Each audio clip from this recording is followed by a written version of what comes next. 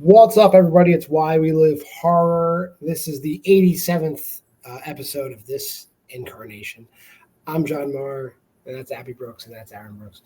How are we feeling this week? I think we're feeling pretty good. Good, yeah. We're in a good stretch of stable, consistent. Yeah, I mean, after Hard Eyes, I think Hard Eyes kind of set the bar for like what we want slashers to be this year, and I think this week we didn't necessarily match it, but we got close enough. Sure. Clown in a Cornfield.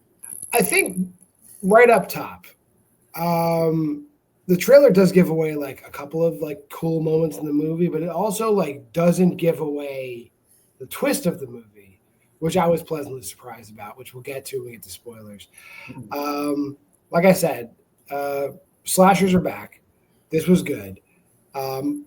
Eli Craig, obviously the director of Tucker and Dale vs. Evil, I think has been chasing the dragon since 2010, and he hasn't caught it yet. Not to say this movie is bad. What do you guys think? Go ahead. Yeah, no, I was pleasantly surprised by this. I didn't know a whole lot about it.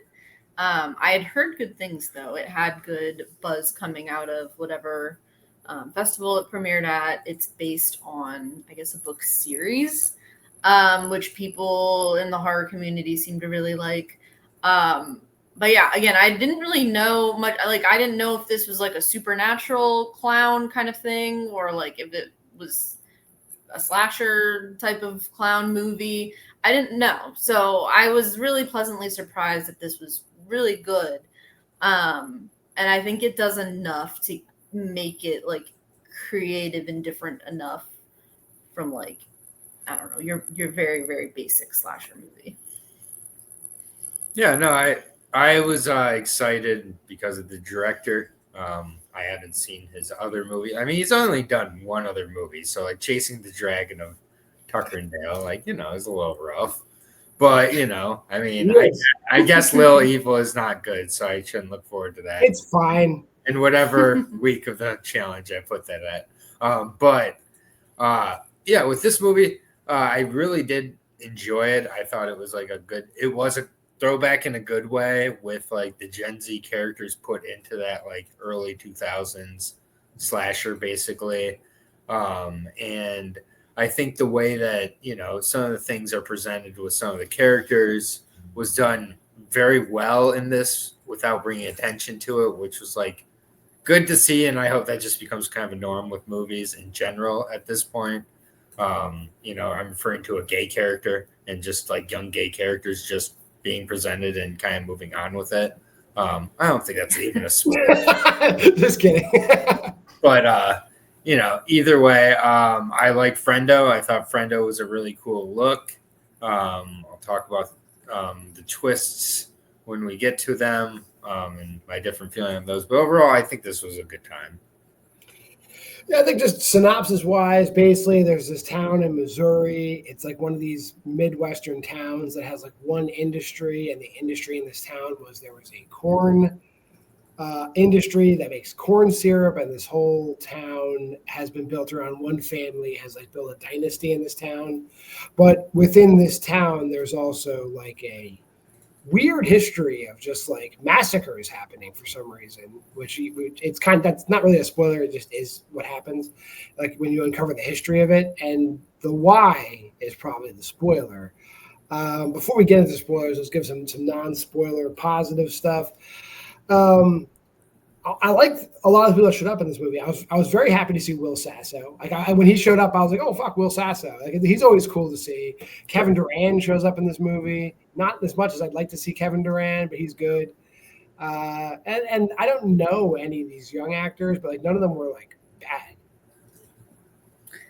Yeah, they were fine. I think the characters were kind of one of the parts of the movie for me that like fell a little bit flat, particularly like the good characters. I didn't really care about any of the kids, and I know they were supposed to be assholes, but they were indeed.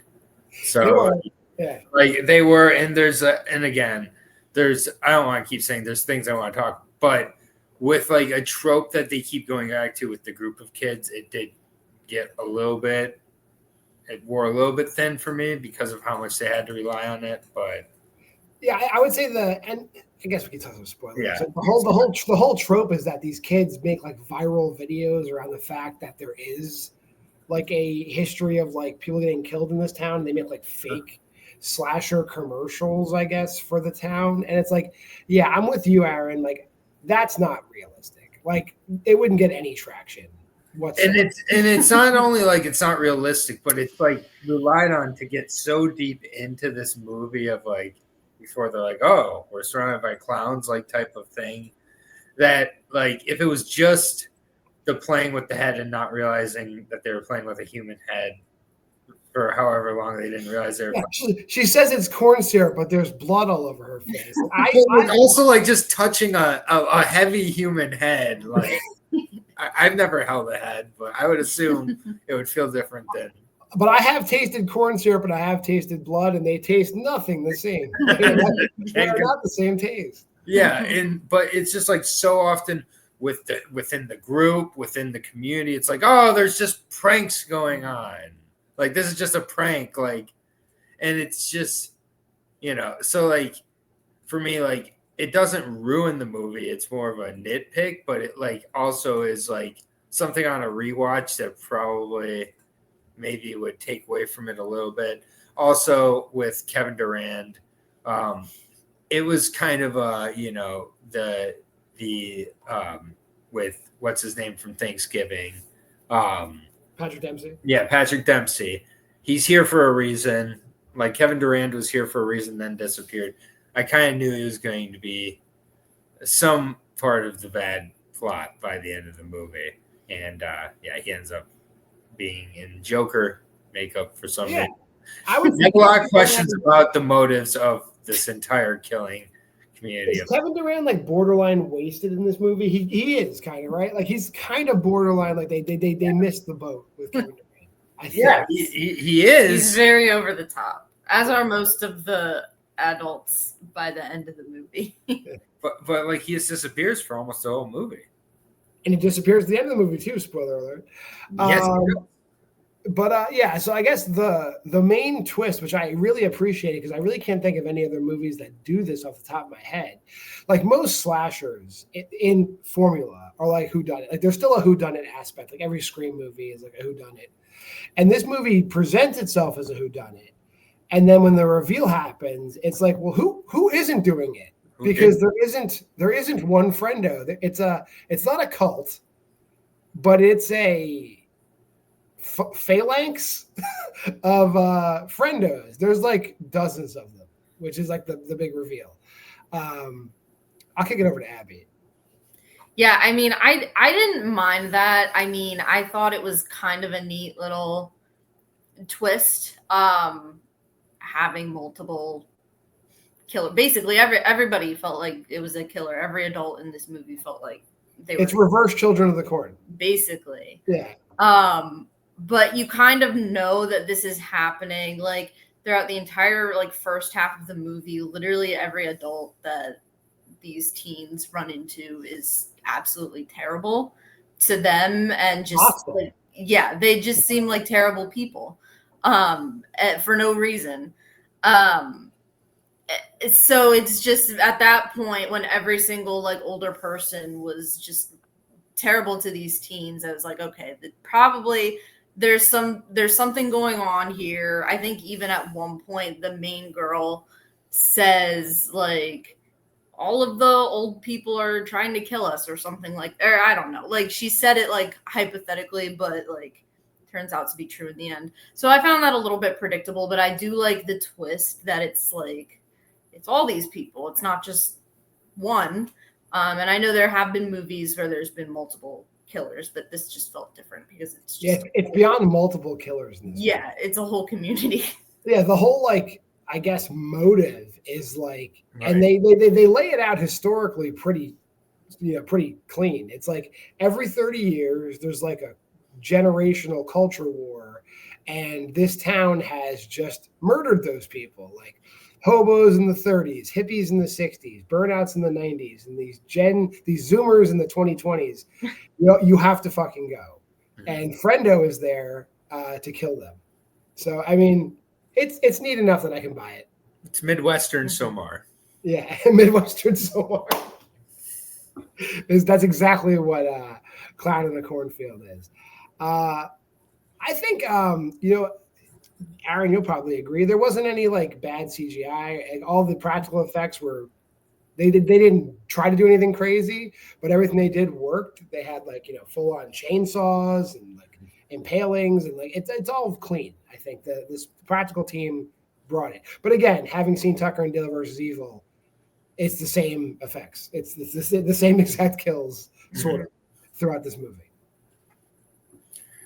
Yeah, basically. I also felt like, I think that it was like it played itself rather straight, which was kind of surprising and nice.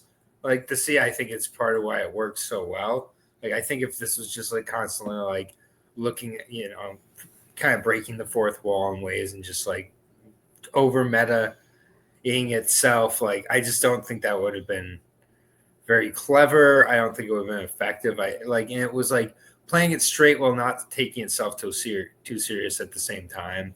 Like I think I said this to Abby after the movie. I haven't seen any of the Fear Street movies, but I feel like this was the first Fear Street movie I've seen now. Like it's very Fear Street-esque. Like I have to assume this is like what those feel like, and like this is like a good gateway into our horror.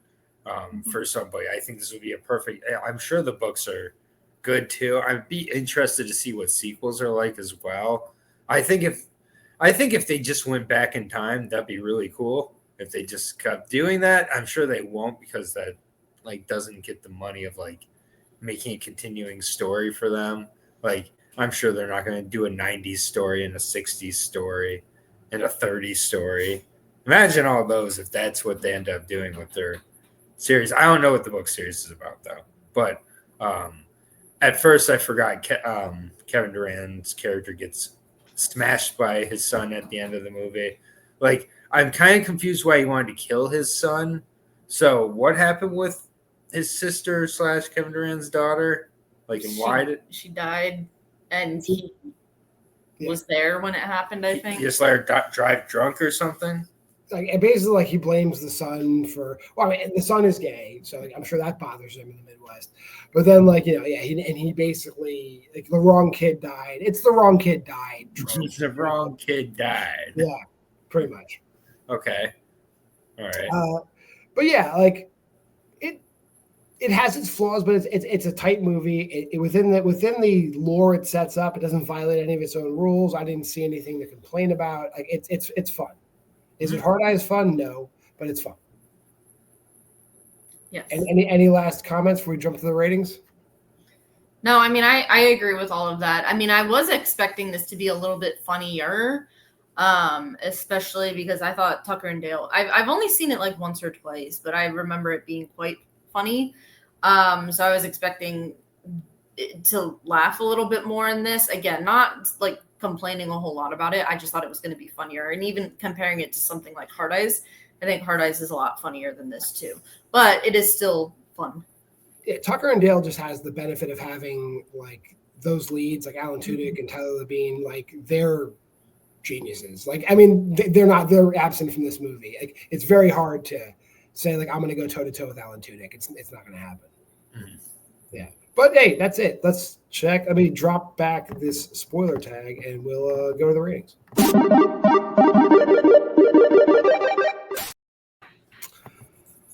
Abby, let's start with you. Yeah, so I mean, I really enjoyed this. I would definitely watch again. I would definitely watch sequels.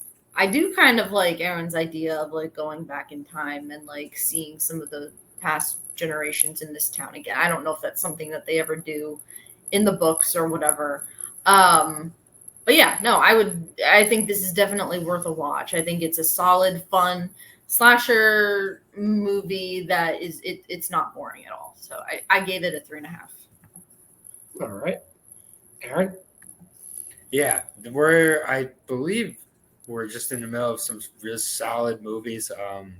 Last week I think I gave the same rating I'm giving this week of 3.5 videotapes to this. Solid. I didn't really care for any of the characters. That's what held it back from being like a 4 or higher for me. But otherwise, like the practicals are really, really nice in this. I think the way it's shot is like a little bit grainy and like, you know, a little bit of a throwback in that way, which I like. Yeah, I'd watch more of these. Yeah, I went a little bit higher. I mean, only because like I love Will Sasso and I love Kevin Durant, and it was just cool to see them. I mean, Will Sasso's all over this movie. If you're a fan of Will Sasso, you're going to get more. Wow, Will Sasso. He doesn't do the Jesse Ventura impression, but he does everything but the Jesse Ventura impression. So I went 4 on this. I think, is it going to be in my top 10? Maybe, probably not. It probably fall just outside my top 10. But it's definitely worth a watch. Check it out if you can. I don't know if it necessarily has to be a theater watch, but watch it this year if you can. And like we do every week, we're still doing the Why We Love Horror Challenge. All right, we ended with me. We'll start with me. I believe Aaron and I watched the same movie. There's a long list of like Japanese horror movies that were remade in the United States, and I haven't seen this or its remake, but I finally got around to watching Dark Water. It is what it is. It's very straightforward. I'm not even going to throw around like generational trauma because it really isn't. It's like the trauma happens in real time. Like mother's going through it's not a contentious divorce, but it's right on the line. And she just happens to move. Contentious. What? It's pretty contentious, the divorce, I would say. I've seen way worse divorces. Maybe in Japan this is a contentious divorce, but like by American standards, it's very friendly. But like they're treating it like it's a contentious divorce. And then on top of having this contentious divorce, she moves into a haunted apartment building. But it works. So, Aaron, what do you have to add on Dark Water? Yeah, really good. This is one of these movies where I don't need to see the remake because I cannot imagine how much they kind of screw up. It's not the scariest horror movie you're ever going to see. It's definitely more of a ghost story, you know, along the way. But I think it's just really interestingly shot, and the sound design is very good as well. Definitely you can see how it's influenced a lot of movies over the last 20 years as well. If you've ever rented a bad apartment, this will hit home, I'm sure. There's a lot of renter horror in this movie. Yes. Abby, what did you watch? So I watched a movie. I wanted to be different and not watch Dark Water.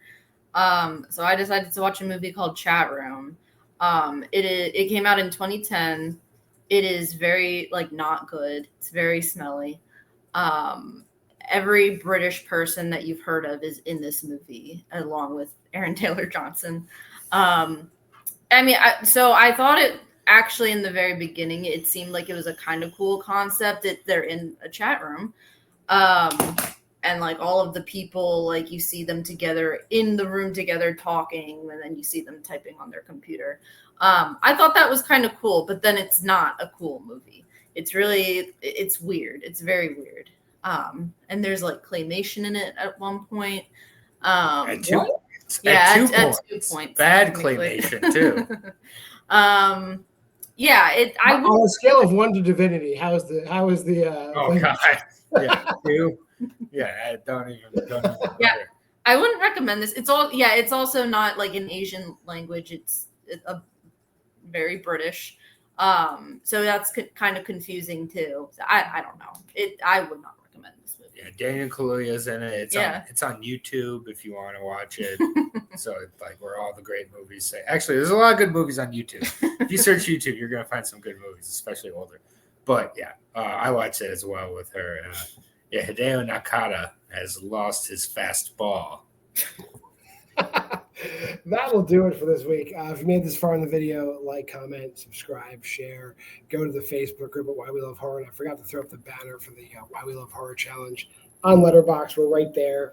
Everything we just talked about, everything we've talked about for the past all of 2025 is there, and everything we will talk about is there. We recommend you go join us there. Schedule here has changed. Now Monday we lead off the week with Versus, that hot show. Our foundation. Where have you been if you haven't been watching Versus? You've probably been with the other 8 billion people on the planet not watching. Check out that Medusa review. That's fire. Then my daughter's show has moved to Tuesday. She's covering the Addams Family animated movie tomorrow.